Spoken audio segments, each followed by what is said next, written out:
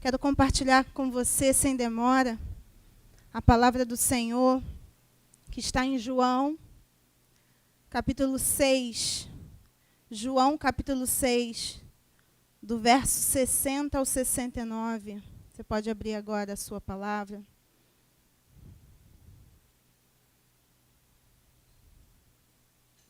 João, capítulo 6, verso 60. Amém?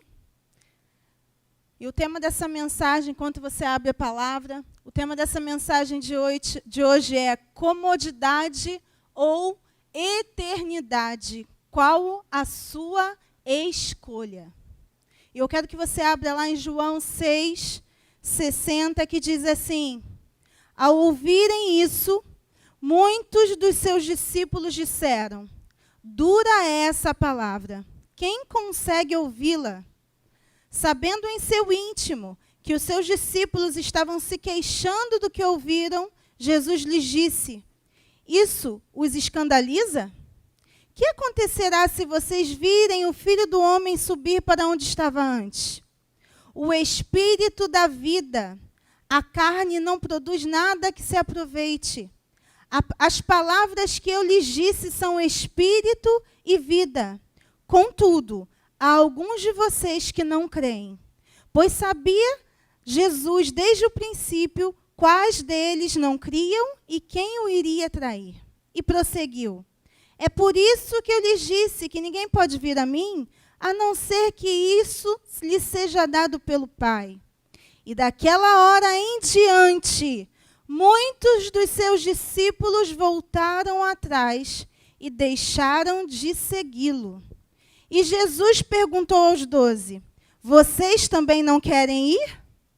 E Simão Pedro respondeu, Senhor, para quem iremos? Ou, em outras traduções, Senhor, para onde iremos, se só Tu tens as palavras de vida eterna?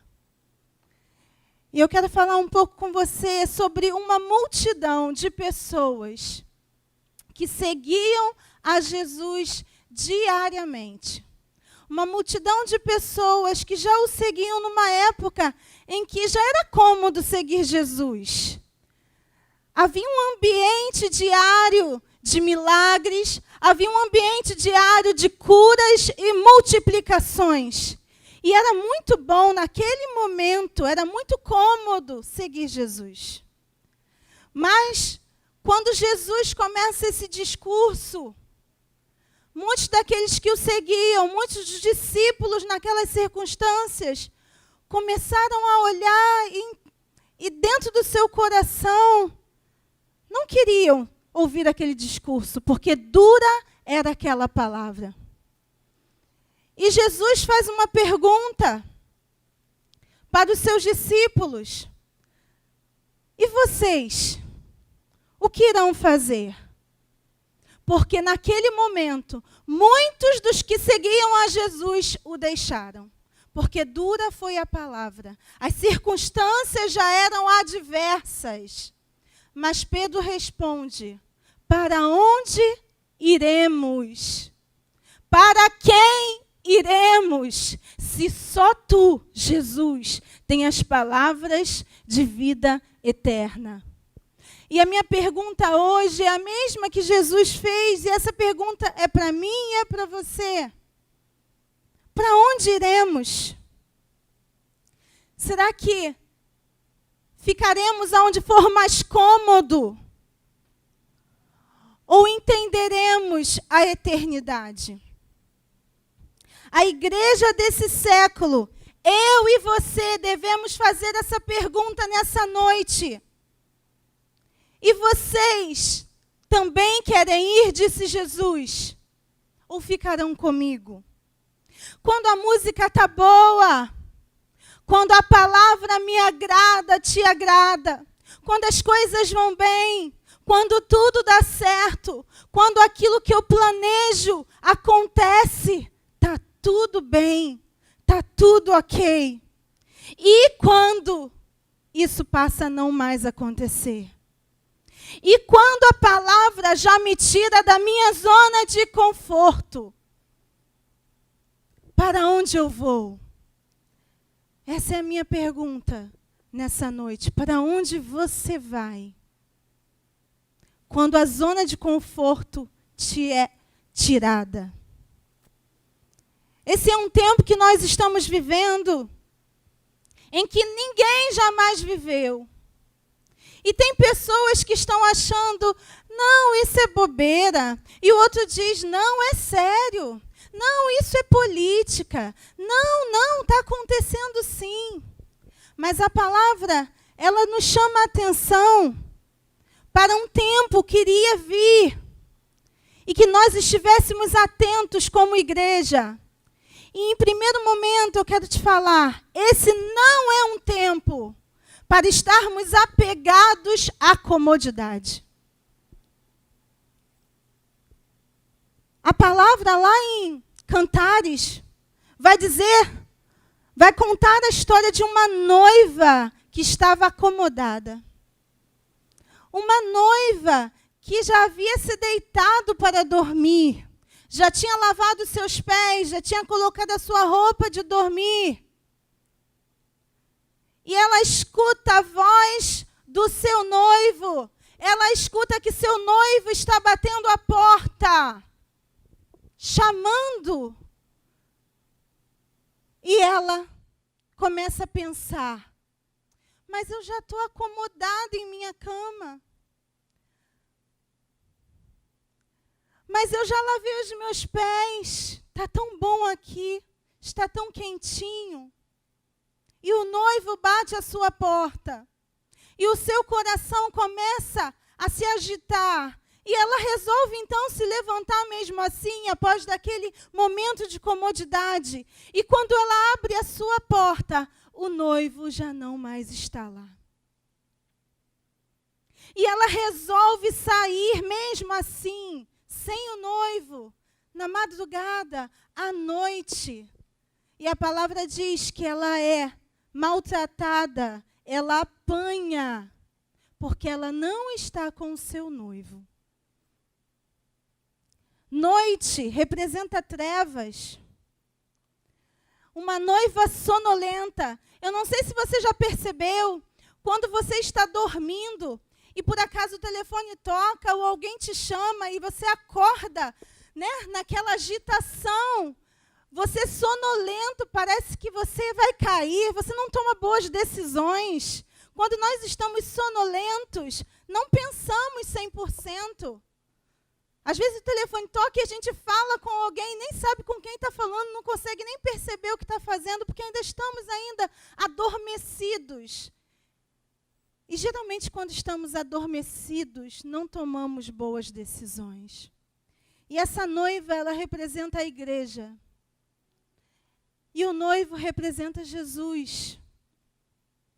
Uma noiva que está adormecida, sonolenta, que quando resolve se levantar, se depara com um mundo de trevas. E sem o noivo, ela não consegue se resolver. E sem o noivo, ela apanha. E sem o noivo, ela se machuca e ela é maltratada. Então, em primeiro ponto, esse não é um tempo para estarmos apegados a uma vida de comodidade. Porque sair às trevas sem o noivo não é uma boa decisão. A palavra lá em Provérbios 24:33 diz assim: vou dormir só um pouquinho, você diz.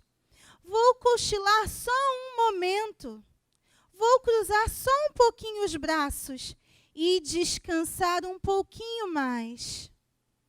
Às vezes, estamos assim, na nossa comodidade, cochilando espiritualmente, dormindo na hora que não deveríamos dormir, cruzando os braços no momento em que devemos levantar e nos erguer.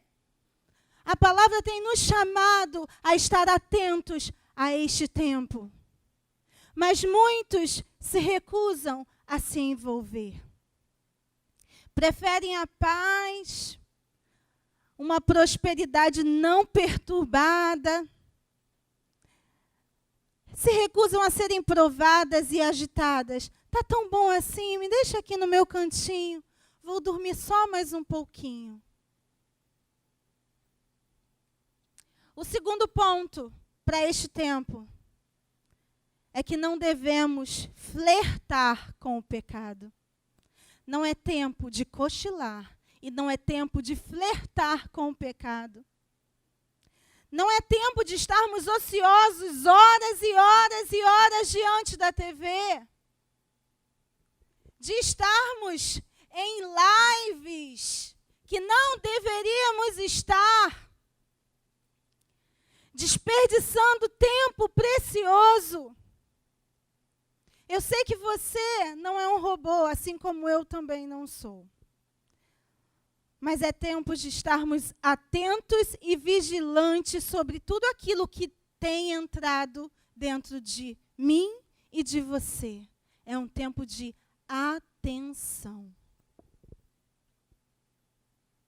A palavra lá em 1 Tessalonicenses 5, versículos 5 e 6 diz: vocês todos são filhos da luz, filhos do dia.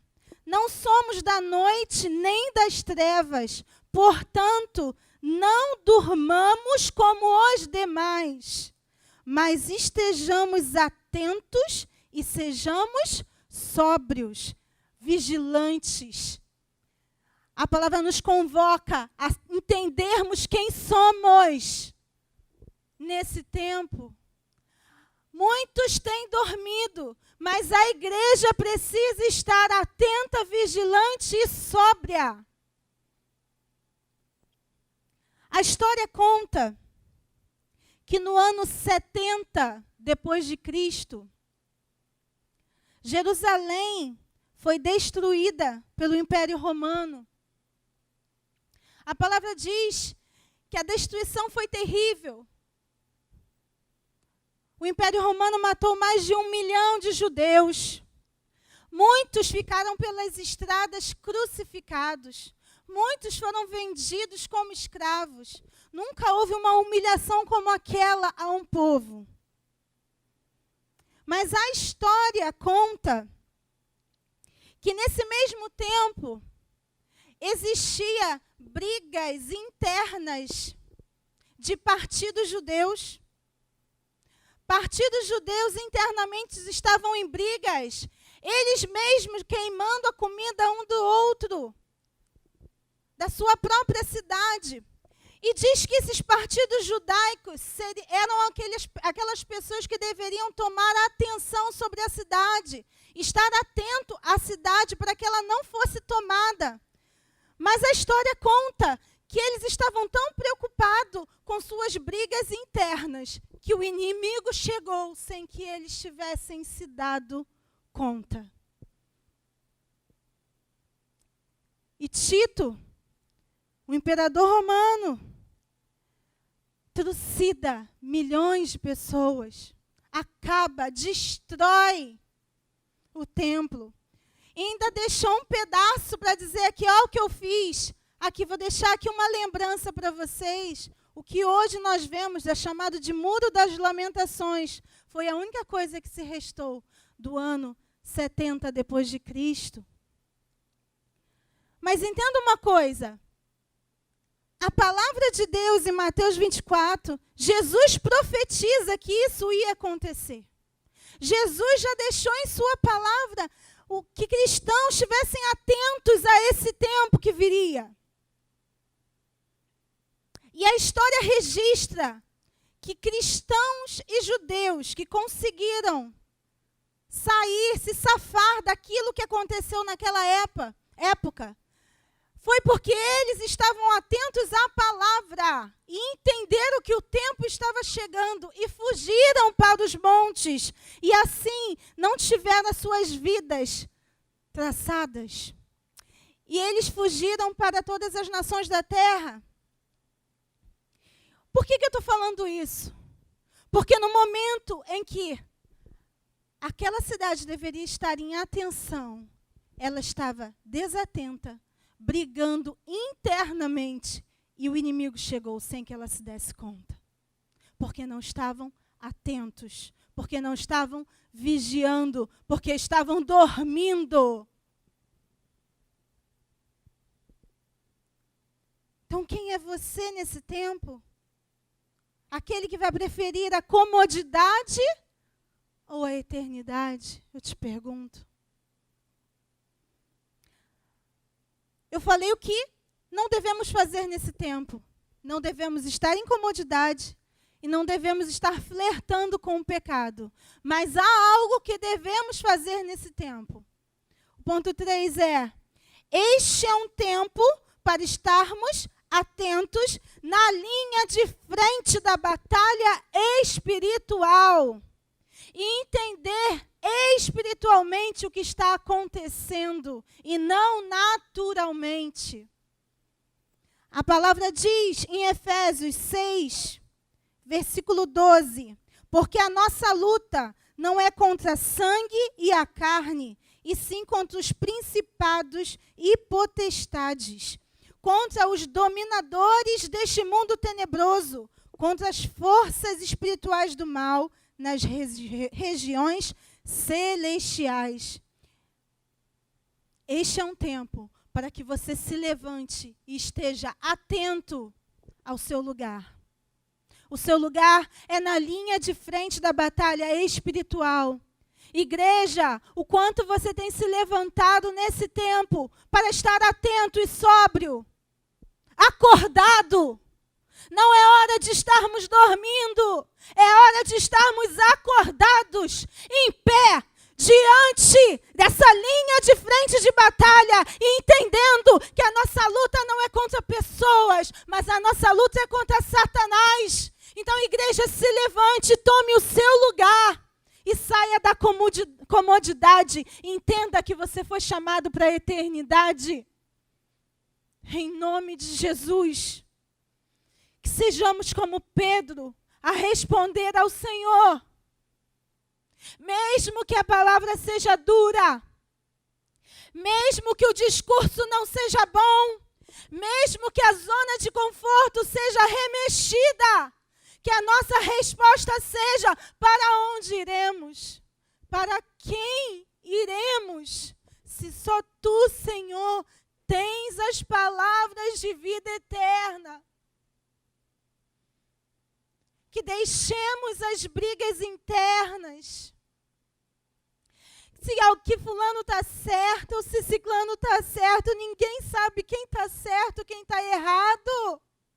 Mas existiram pessoas que entenderam o seu tempo. Aquelas que consultaram essa palavra, que é digna de aceitação. Se você quer saber qual é o lugar certo e aonde você deve estar, ela tem a resposta. Um dia uma mulher samaritana, num discurso, num diálogo com Jesus, perguntou: aonde devemos adorar? Em tal monte? Em tal lugar? E Jesus respondeu a ela: e chegará uma hora, e essa hora já chegou, em que os verdadeiros adoradores adorarão ao Pai em espírito e em verdade. Eu sei que não é cômodo estar em casa assistindo a um culto. Eu sei que está nos tirando da zona de conforto. Estar aqui pregando para ninguém, mas sabendo que você está aí me ouvindo. Saímos sim da nossa zona de conforto. Mas nós entendemos essa palavra de Jesus, que não existe lugar específico para que você o adore. Mas o seu lugar específico é em espírito e em verdade. Isso você pode fazer de onde você estiver. Está no campo de batalha, na linha de frente. Espiritualmente, você pode fazer aonde você estiver.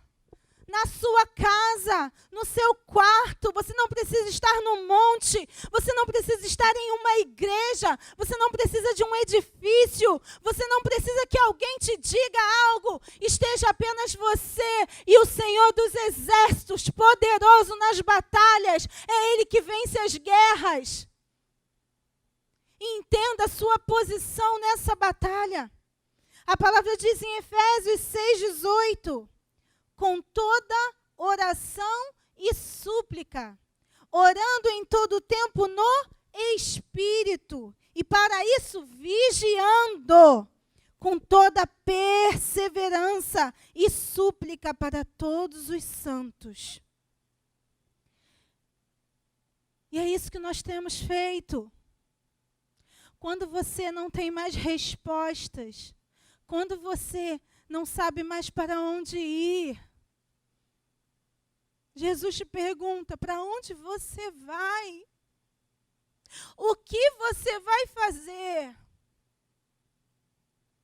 E a nossa resposta precisa ser: para onde iremos? Para quem iremos? Só Tu, Senhor, tem as palavras de vida eterna. Eu só posso ir para o Senhor. Eu só posso estar no Senhor. Eu só posso confiar no Senhor. Eu só posso entender aquilo que o Senhor fala comigo. É para onde eu vou. Se nós estivermos confiando naquilo que o noticiário diz, naquilo que a política diz, naquilo que o governo diz, nós poderemos sim fracassar. Mas se nós confiarmos na palavra dele, nós vamos vencer esse mundo. Porque o Senhor disse: no mundo tereis aflições, mas tem de bom ânimo. Mas tem de bom ânimo, porque eu estou com vocês. Eu venci este mundo. Eu tenho as chaves da morte e do inferno. A quem temereis? Se o Senhor está comigo. Num tempo em que temos visto tantas pessoas morrendo, eu te pergunto, vale a pena continuar na sua comodidade, entendendo que a nossa vida não termina aqui, mas ela é eterna? E quantos têm morrido sem ouvir a palavra do Senhor? Levante-se, igreja, e entenda o seu papel nesta hora, nesse tempo. Levante-se e acorde. É tempo de despertamento. Acorde e se levante na linha de frente da batalha. E entenda que você não está lutando contra um vírus. Entenda que você não está lutando contra pessoas. Entenda que você está lutando com o inimigo das nossas almas. O Satanás, o diabo, que veio para matar, roubar e destruir. E com ele não se vence com vacina, e com ele não se vence com remédio. Com ele a única coisa que há vitória é pelo nome de Jesus. Pelo nome de Jesus, que é sobre todo nome, no céu, na terra e debaixo da terra. Então se levante para guerrear no nome de Jesus. E pare de achar que você vai resolver alguma coisa com paliativos. Não há solução sem o nome de Jesus. Então eu quero que nessa hora, enquanto o Ministério de Louvor se coloca aqui para louvar,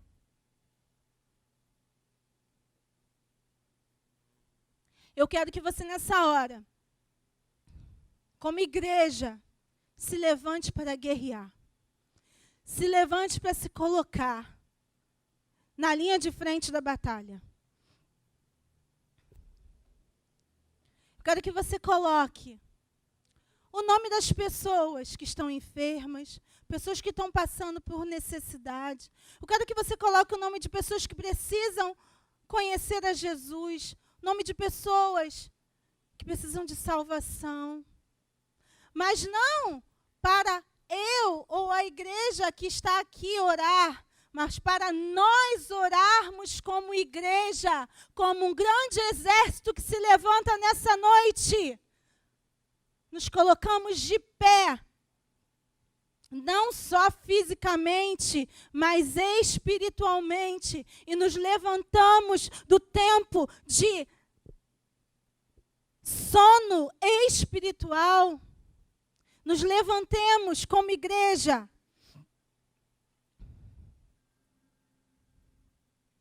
Não é tempo de fazer uma oração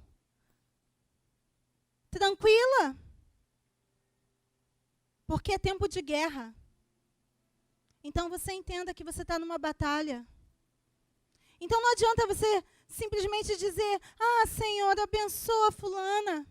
Senhor, abençoa ciclana. Ah, Senhor, tira isso. Ah, Senhor, faz aquilo. Não, igreja. Se levante e entenda que você está numa batalha espiritual. Então você começa como igreja do Senhor, que o Senhor deu poder para ligar na terra. E aquilo que liga na terra será ligado nos céus. Então se levante como igreja do Senhor e comece a profetizar e comece a derrubar Satanás dos lugares onde ele está brincando. Comece a dar ordens, igreja. Nós temos poder porque nós temos o Espírito Santo de Deus. E o Senhor nos deu poder como igreja. Nós somos a representação dele nesta terra. Então comece a guerrear. Então não abençoe pessoas somente, mas comece a lutar contra esse espírito, porque isso é um espírito de enfermidade, isso é um espírito de morte, espírito de suicídio. Comece a chamar Satanás pelo nome e mandá-lo embora em nome de Jesus. Se levante, igreja, e eu te convoco nessa noite. Vamos orar.